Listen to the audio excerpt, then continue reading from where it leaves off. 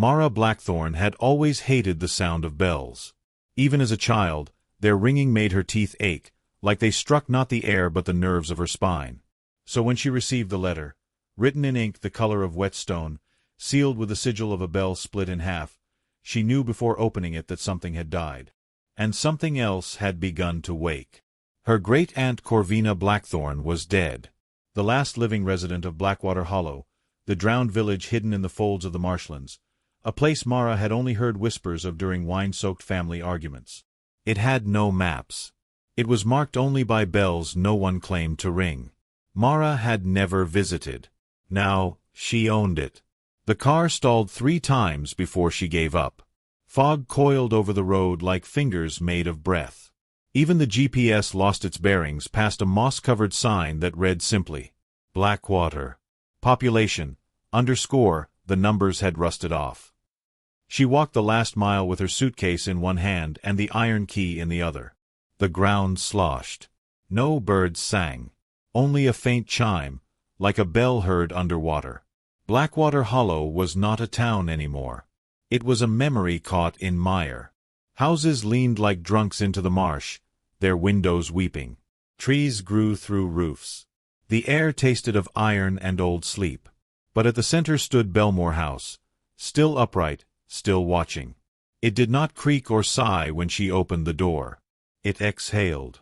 Inside, time was wrong. The walls held mildew and candle soot in equal measure. Cobwebs connected portraits whose eyes had no whites, only darkness. And in the hearth, a fire burned, though no one had lit it. On the mantel, her name, carved into the wood as if it had always been there. Mara. Beneath it, a brass bell without a clapper. The will was short. To my blood and breath. The hollow returns. Feed it memory, and it shall feed you back. Corvina Blackthorn. No signature. Only the shape of a mouth burned into the paper. That night, Mara did not sleep. She dreamed instead. Of a church under water. Of ropes coiled around necks like prayers. And of a bell, massive and smooth, tolling without movement. Each note summoned something in her bones. She awoke with a scream that echoed from the floorboards. Not her mouth. The next day she explored. Behind the house, a sunken graveyard, headstones leaning like broken teeth. The names were hers, all of them. Blackthorn, Blackthorn, Blackthorn. But one stone stood apart, unweathered, untouched by moss. Mara Corvina Blackthorn. Born in silence. Buried twice. The date of death was tomorrow. She ran. Back into the house. Into the cellar she swore hadn't been there before. Down, down, down. Until the air grew wet. And she stepped into a chamber of stone lined with bells. Hundreds. Some large as horses. Some small as fingers. All without clappers. And in the center, on an altar of bone, sat a single tongue. Not human. Not now. But waiting. Mara reached for it. Not because she wanted to, but because it knew her name. And when she touched it, she remembered. Rain. A ritual. A girl bound in ropes, her mouth sewn shut. A bell above them, tolling not with sound, but with flesh. And the girl's eyes. Her own. She staggered back. The bells began to sway. Without clappers. Without wind. And one by one, they began to ring. In her head. In her hands. In her blood. The hollow had woken. And it wanted its memory back. Mara lit every candle she could find in Belmore House. It didn't help. The bells still rang in her skull, tones without pitch, pulling at her thoughts like fishhooks through fog. She pressed her palms to her ears, but it only made them louder. Each tone was a question. Each vibration, a memory she didn't own. She opened the codex. It hadn't been there yesterday. Now it lay atop the mantel, bound in damp leather, the cover marked by the Blackthorn crest, a bell, split in two, held together by a single stitched mouth. She didn't want to open it. She had to. Inside, names. A family tree, but not one rooted in birth or blood. Rather, in debt. Each name scratched in iron filings. Some crossed out with threads of red wax. Next to hers, empty space. Waiting. Then, a phrase written in thick, slanted strokes. We ring not for the dead, but to remember the ones we buried alive. That night, she dreamt again. The church beneath water was clearer now. No longer a blur of stone and algae, but a living place, though drowned. There were people inside, dressed in robes of pale reed and ash, holding ropes in one hand and tongues in the other. The bell loomed above them, silent, but trembling. A woman knelt at the altar. Her face was Mara's, but older. Her mouth, sewn with iron thread. She woke gasping. The candle had gone out on its own. She felt the cold before she saw the figure. Corvina, standing at the window, her veil dripping with mud. You remembered too fast, she rasped. The hollow does not like hunger. Mara couldn't speak.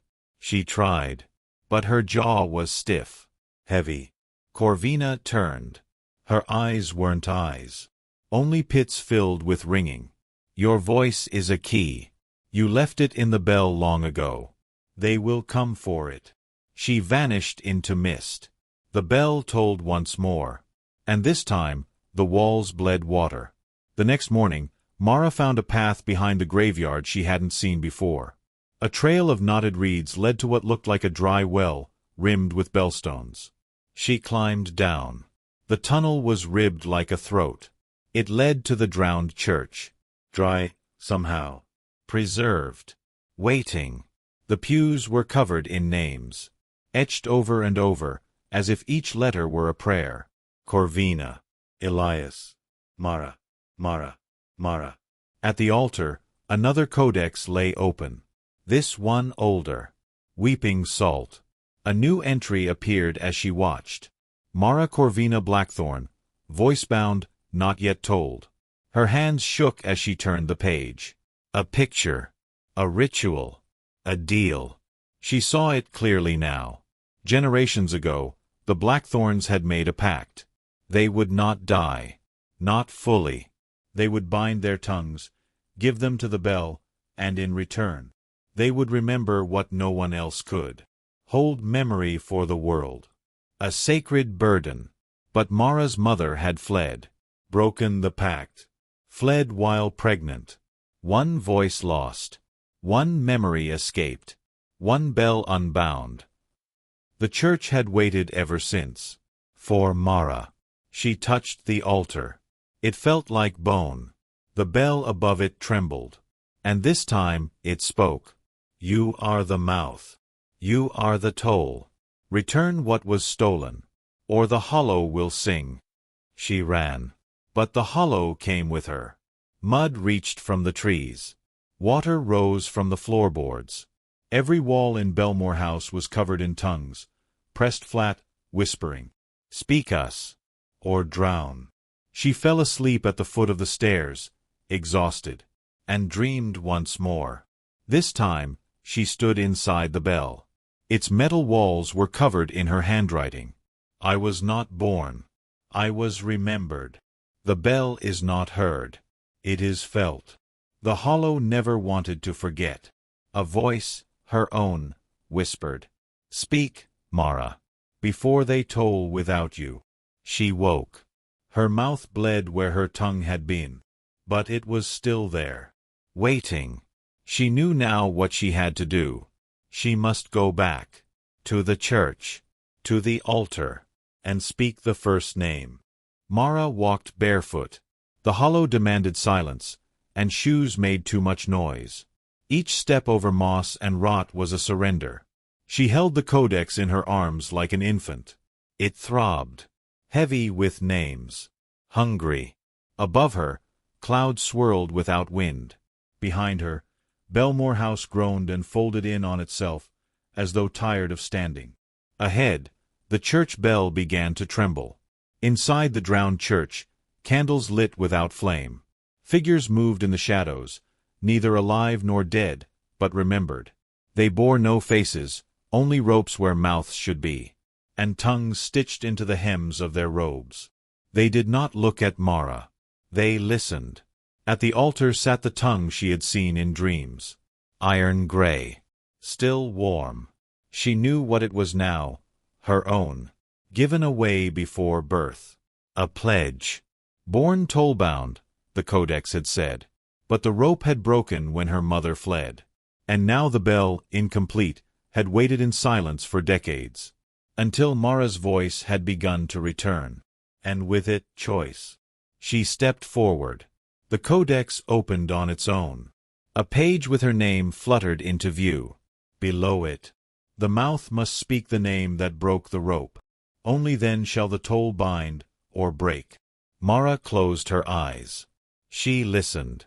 Not to the bell, but to the cracks in it. She could hear whispers trapped between tones. Each whisper a version of herself. The girl she could have been, had her family not drowned in memory. And finally, beneath it all, her mother's voice. Faint. Singing a lullaby of river stones. A name that had never been written in the codex. A name not bound. She opened her mouth. And spoke. Saren. The bell shook. Every rope in the room began to untwist. The figures in the shadows stiffened, unsewn. A scream rose from beneath the floorboards. Not of pain, but of release. The church bled. Not water. Not blood. But sound. Sobs, laughter, lullabies, screams, all unvoiced for generations, burst from the walls like wind from sealed tombs. The codex split in two. The bells overhead began to fall. One struck the altar, cracked it in half. Inside, bones. Small. Cradled. Not buried. Offered. Mara stepped back. The tongue on the altar turned to ash. She could feel her own now, fully her own, no longer pledged. The choice came. A final whisper in her ear. Ring the bell, and the hollow remembers. Leave it silent, and it forgets. One saves the voices. One sets them free. Mara stood there, trembling. The figures watched. They had no will. Only memory. She could ring the bell. Become its mouth. Hold all the pain, all the voices, carry them forward. Let it all go. She turned away, and began to walk. As she passed the pews, the ropes turned to roots, the tongues to seeds. The bell above cracked once more, then fell, silent, whole, gone. As Mara stepped out of the church, the hollow began to unravel, not violently, but gently. The fog lifted. The graves closed. Belmore House exhaled its final breath. And the marsh began to bloom. She walked without looking back. The codex in her arms was now blank. But inside her, Saren, the name that broke the rope. The sound that didn't need a bell. Mara did not speak for 7 days. Not because she could not, but because the silence had weight now, like a cloak stitched from wind and memory. She wore it carefully, as she walked the perimeter of what had once been Blackwater Hollow. No longer a village. No longer a grave. Now, something else. Where the church once stood, there was only water. Clear, shallow, still. At its center, reeds had grown in the shape of a spiral. And in their center bloomed a flower she had never seen before. White, veined in gold, petals like pages. When she touched it, it whispered. Not forgotten. Not bound. Remembered freely. On the 8th day, Mara sang. Just one note. Soft. She didn't know the melody. But the hollow listened. And it did not toll in response. It breathed. In the months that followed, the landscape changed. The ground dried. Trees bloomed. Where once there were rotting houses, there were gardens. And the old well where the path began, now filled with lilies. Children from the nearby town, who had always feared the hollow, came to play there, drawn by dreams they couldn't explain. Mara stayed. Not as a keeper. Not as a priestess. But as a listener. At night, she still dreamed of the bell. But now it sat beneath the water, Its clapper returned to the mud. Moss grew on its skin. It no longer vibrated. Instead, it watched. Peacefully. Gravely. As one watches a story that has ended. One evening, Mara returned to the altar stones, now scattered among wildflowers. There, she found a girl waiting. Pale hair. Eyes like the marsh at dawn. The same lullaby on her lips Mara had heard in the bell. "Saren?" Mara asked. The girl smiled. "You remembered." And vanished. Mara cried for the first time since leaving the church. Not out of grief, but recognition. There had never been a pact for pain. Only memory, bound too tightly for too long. And she, through voice, through defiance, had become the hollow's final toll. Seasons passed. Mara wrote again. Not in the codex. It had turned to dust the morning after she left the church. She wrote in a simple book, one without names carved in iron or stitched in wax. She called it, "The Bells That Never Rang." In it, she told the story of Corvina, of the church, of the bell, of Saren, of the choice, and of the hollow that bloomed when silence was chosen freely. The world did not end. But something old did. And from it, something new unfurled. No more tolls. No more ropes. No more pacts sealed in bone and brass. Only echoes. Gentle ones. Like voices remembered in dreams. And when Mara finally left the hollow, on foot, as she'd arrived, she found no signpost to mark the village. Only wind. And a single petal in her pocket. White. Veined in gold. Soft as a whisper.